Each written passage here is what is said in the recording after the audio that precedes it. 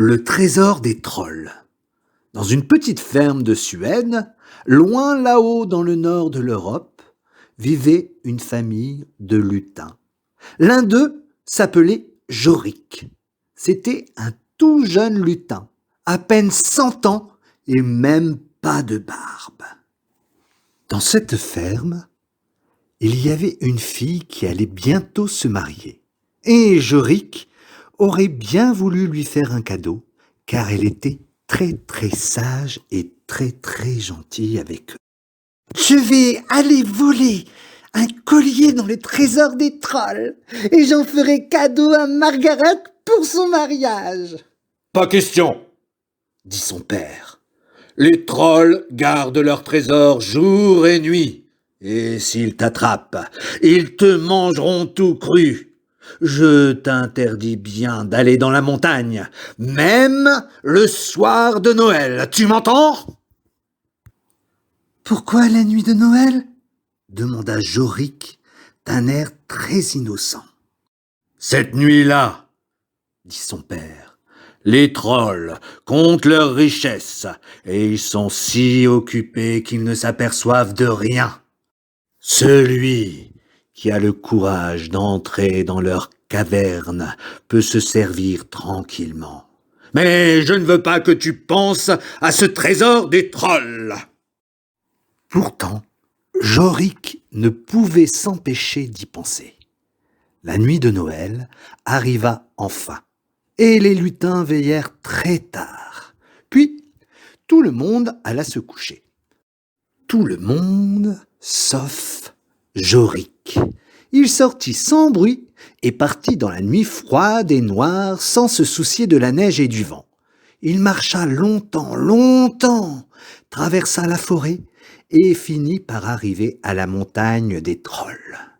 Il grimpa sur les rochers et chercha une ouverture pour pénétrer dans la montagne. Enfin, il aperçut une fente d'où sortait une lumière. Il était si petit qu'il n'eut pas de mal à se glisser dans la fente. Il suivit la fissure de la roche et finit par arriver dans une caverne immense. Et c'est là qu'il vit 2 trolls, et ils étaient bien comme son père et son grand-père les avaient décrits. Énormes, très laids, avec une grande bouche et de grosses pattes poilues en guise de main. Très occupés à compter leurs trésors entassés dans un coffre, ils ne virent pas Jorik s'approcher. Sans bruit, il grimpa le long du coffre.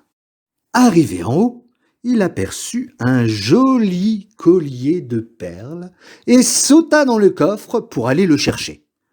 Juste à ce moment, un des trolls s'écria. « c'est fini, nous avons tout compté !» Et clac, il referma le couvercle du coffre. Le pauvre Jorik était prisonnier dans le coffre. Est-ce qu'il allait mourir de faim et de soif ? Heureusement, il était malin. Il s'approche de la serrure et il se mit à crier comme une petite souris. « Couic, couic, couic, couic, couic, couic !»« Tiens, il y a une souris dans le coffre !» dit l'un des trolls. « Moi, j'aime bien les souris, même si ce n'est pas grand-chose à manger. »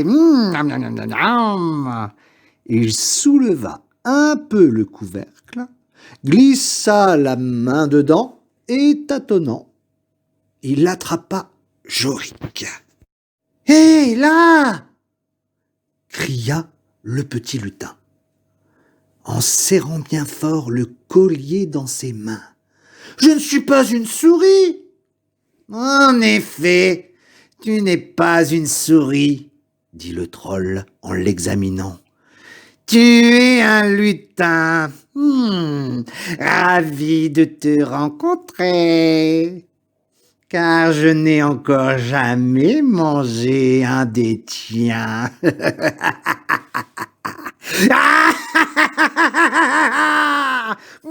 moi.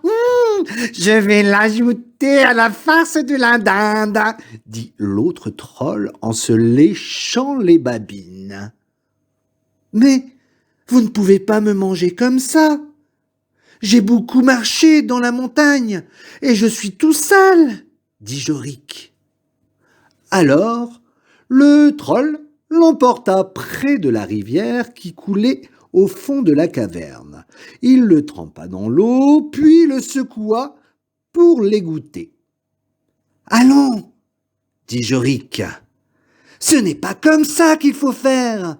Il faut me frotter pour bien enlever toute la terre. » Ah, dit le troll en haussant les épaules.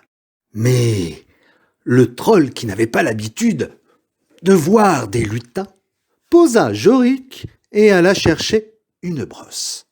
Pendant ce temps, notre lutin regarda autour de lui en cherchant un moyen de s'échapper. Soudain, il eut une idée. « Eureka !» Au bord de la rivière était attachée une cruche qui servait à puiser l'eau.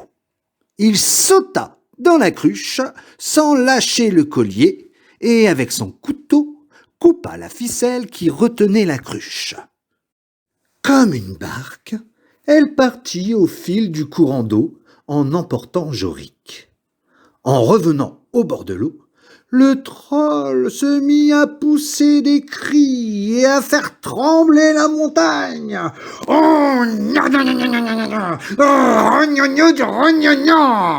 Mais il ne pouvait rien faire.